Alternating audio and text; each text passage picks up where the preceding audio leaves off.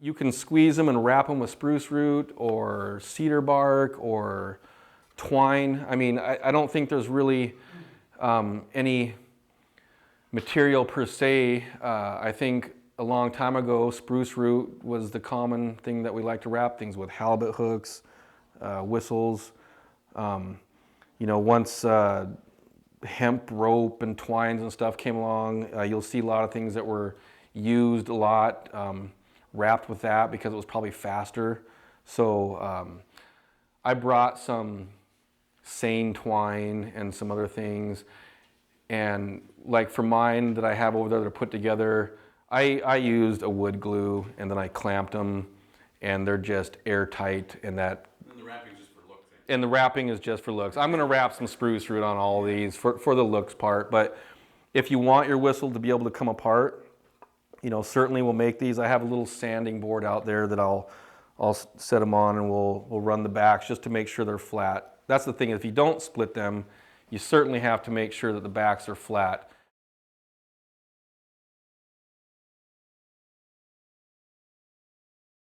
And when you're bandsawing them, like my little salmon that I have over there, you know, it created a little bit, no matter how good I was pushing it through the saw, it created a little bit of a wobble in the wood. So I then had to take it, you know, and run it across a flat sanding board, and that flattens the backs. You know, and that allows it to be where I can definitely test the sound just by sticking them together and squeezing a little bit. And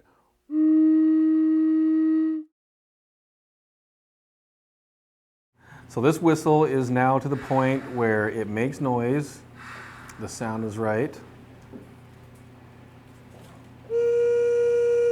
Everybody's happy with what's happening here. So traditionally we would have put a little tree sap and pitch or tar or something around the edges here, and that would hold it together, and it also would kind of seal it up so no air leaks around. But for today, we're going to go ahead and use some wood glue. And a lot of times traditionally we would have maybe wrapped it with something, and that along with the tree sap or the pitch would hold it together. But what you want to be careful with is when we're doing this is that we do not want to get any glue down in this little air chamber. This is a very important part, and we don't want to get any glue up in this little air hole here. So we're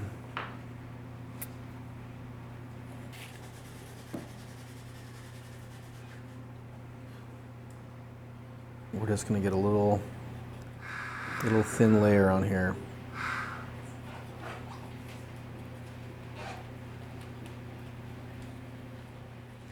Like I said, we're just going to be real careful not to get excess glue that's going to squeeze into the air chamber.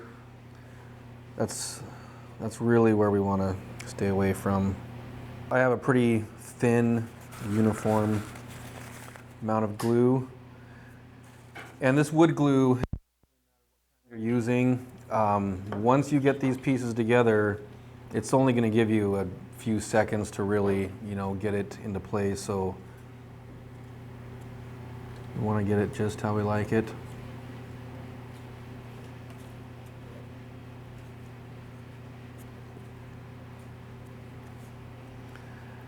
And I always like to check to make sure that it's still working. And it is. And so we're just going to put the clamps to it. It's really important to check after you're done clamping to make sure that you've still got it clamped somewhere where it's going to keep working. So everything looks good. It's all lined up.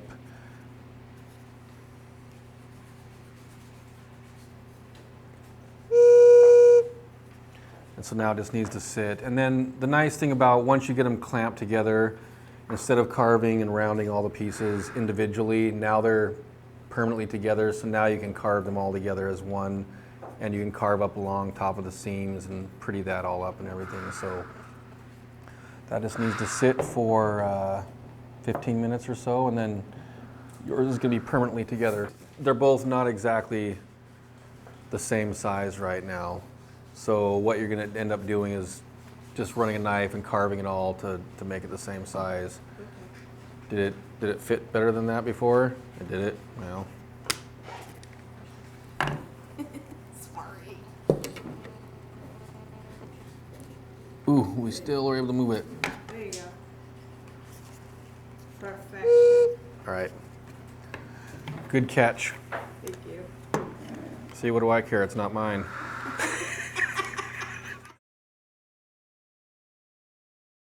The other thing is, though, once you have it all put together, there is sanding and finishing and carving that's going to happen. You want to avoid getting chips, especially the wood chips, down in the hole, because a couple little chips in the wrong spot that get into there, they're difficult to get out and they can stop your whistle from working. So it's a good idea to now. Don't make this so small that it gets stuck in there, because if you do that, then that's another problem too. So, you know, I usually just put a little piece of paper towel down in there, so that way you just don't get any chips and things in there when you're doing your finishing carving. You could put a little piece of tape over there, whatever you can, just whatever you put in there, just make sure that you can get it back out. When I'm gonna show what to do and where to wrap is on this little whistle here. I wasn't thinking about wrappings when I put the hole in here, or this hole really. So in retrospect, if I was really wanting it to be pretty, I probably would have taken this hole and moved it a little bit farther forward and given myself a little area here and a little area up here to do the wrapping. What I'm doing right now is I'm gonna draw a little line around this whistle, because the whistle is tapered this way, and if I don't cut down and have a little notch here to hold it, the wrappings are going to want to start trying to work themselves off. So all I'm really doing right now is just creating a little notch where I'm going to be wrapping this. So I'm just kind of drawing a line. Traditionally speaking, they would have been wrapped with something, because that was going to hold them together, and there would have been like a little pitch or something in there. See, the reason we're having the Cedar so smooth and things is because we're not going to put pitch or anything in there to keep the air from leaking out. But they would have traditionally been wrapped to hold them together, because you need them to kind of hold together kind of tightly. This one I've glued, so I'm just going to kind of do this for demonstration purposes. But I'm just going to cut this little notch in here.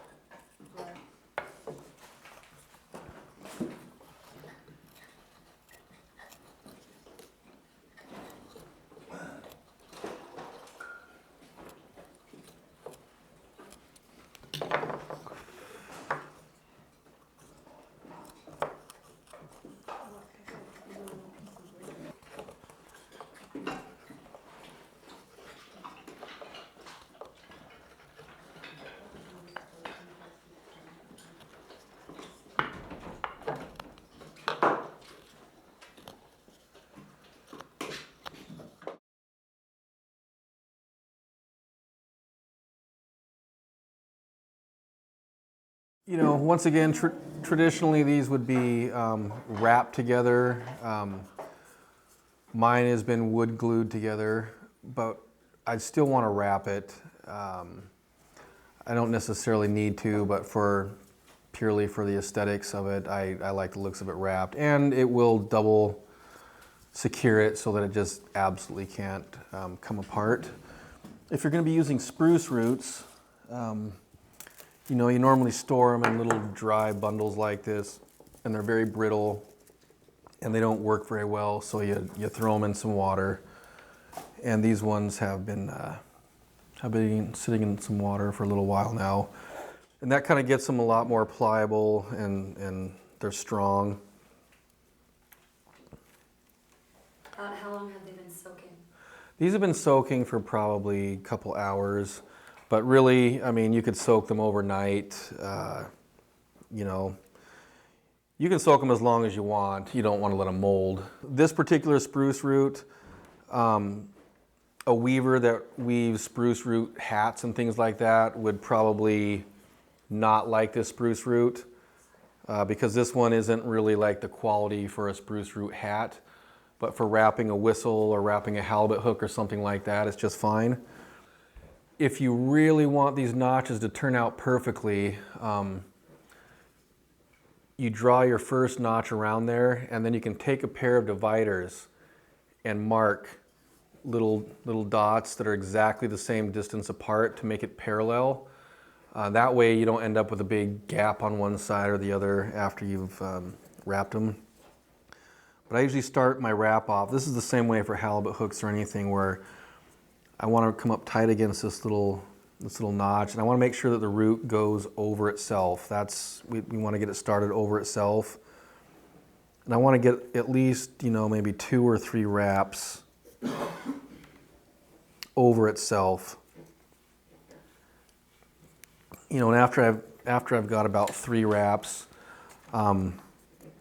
you know, you'll see a little bit of a bulge under there, and that's not bothering me really that much on this, so I'm going to go ahead and wrap it one more time.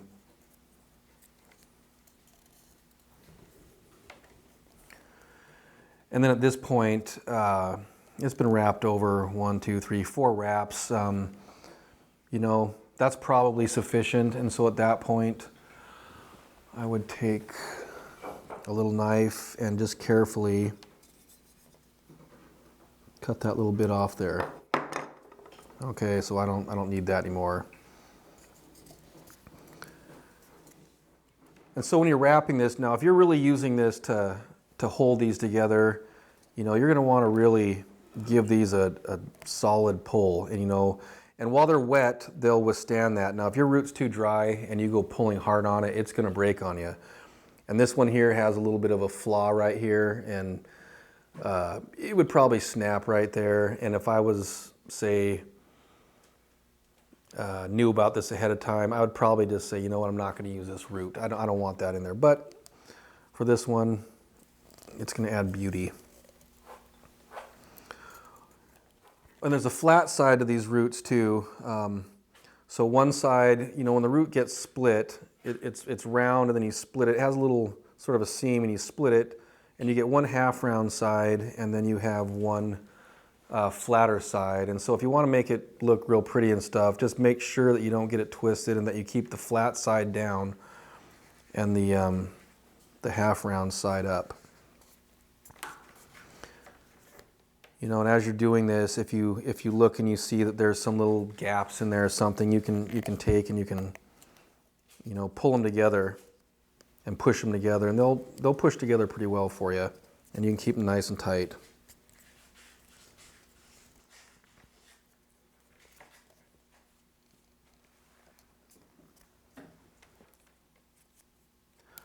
Okay, so now here's the part. When you're going to end this up, you need this to be able to go back under, say, at least 3 of your wraps. So I'm getting down to where I'm going to start this wrap, leaving it a little bit looser. So I've left a little bit of a space. I don't want to leave too much. And on this one, I'm going to do the same thing. I'm going to leave a little bit more space so I can get underneath there. And then I'm going to come around one more time. Now I'm going to try to get this tucked.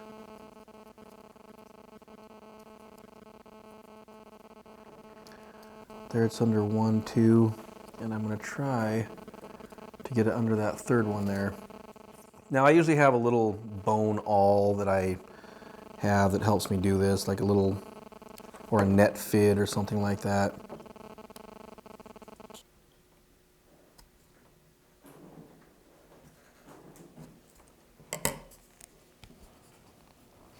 Okay, so I got it under all 3 of them. Now these 3 are going to be pretty loose here, and there's a little trick to rolling them. So I've got it under here, and I want to push them all back where they're supposed to go, and then I can start pulling on this and rolling them and pulling and rolling and pulling, you know, and then you end up with a pretty solid little binding there. And then at the end of this, you just kind of cut it off, and then you've got your little spruce root wrapping, you know, and you can sit here and you can really, by rolling and rolling, and then if you have a little pair of pliers, you can take the end and you pull it tight, and then roll it and pull it, and you get them pretty tight. And once they're dry, these things hold. You know, they were able to hold halibut hooks and all kinds of things. So, yeah, they're so bentwood boxes. I mean, it's really strong. And once it's dried into a shape, it's really strong. So now I have my whistle wrapped in spruce root, and then, you know, for a touch of added security, if you want to, when everything's dry, you could take a little piece of super glue and just drop it right down in there where it ended, but you usually don't have to. It usually binds pretty strong on itself, and once it dries, the memory that it has, it just stays put. You know, whatever it dried last, it stays put. So there are several other options. You could take cedar bark and wrap it. You could make cedar bark rope, and you would wrap it the same exact way. You want it to be pretty fine, even maybe smaller than this, or you can use cedar root and cedar bark. So there's lots of different things. So the next thing is, you know, a lot of times today people are using like a seine twine or something, and this is really strong and durable. There's a special little technique I use when I'm doing this. I learned this from my dad.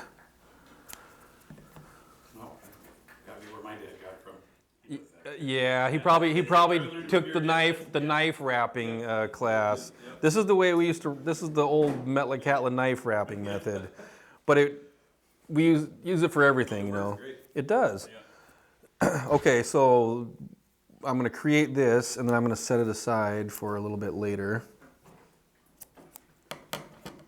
So this is going to be our little secret weapon to finish off our whip, essentially. You know, I'm just going to kind of guess on how much I'm going to need for this.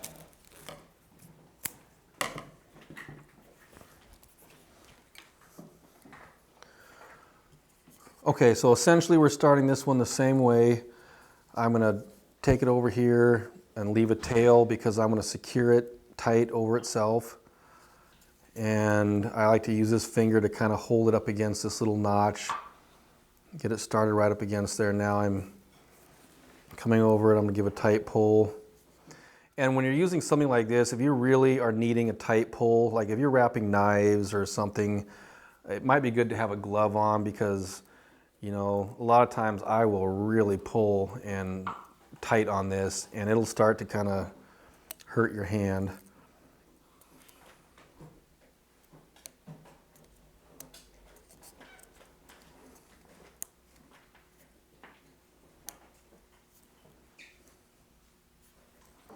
You know, it's the same thing like with the spruce root. You can continually push it together to keep it tight. So I've got enough wraps that I'm happy that it's going to be secure. So I'm going to go ahead and cut that off. Gets that cleaned up and out of the way. You know, now I'm just going to take my time and try to make this wrapping as pretty as I can.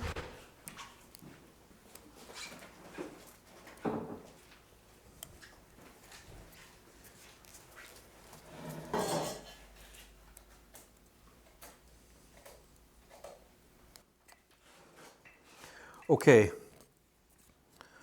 so this is where our little secret weapon comes into play. Right about here, I'm thinking at the end of this wrap, I want to be able to pull this end of this cord back up under itself and have it tightly secured by itself. So I'm going to lay this on here like this, and I'm going to wrap over top of this.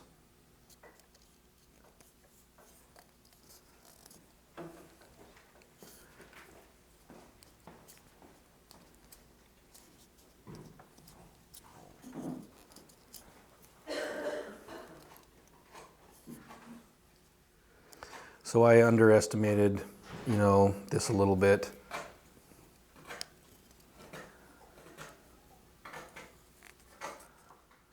So at this point, I should have left a little more twine than I did, but now, when you're wrapping a twine like this, you can't leave it up loose like we did with the spruce root. It really won't wrap around and roll and get tight.